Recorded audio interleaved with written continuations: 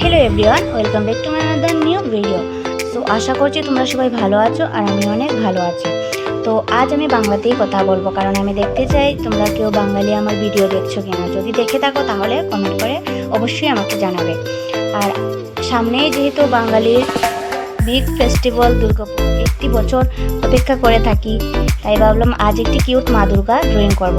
তাহলে চলো বেশি বক বক না করে এবার শুরু করব। তো আজ আমি ব্রাশ পেন কালার ইউজ করব। তো চলো শুরু করব।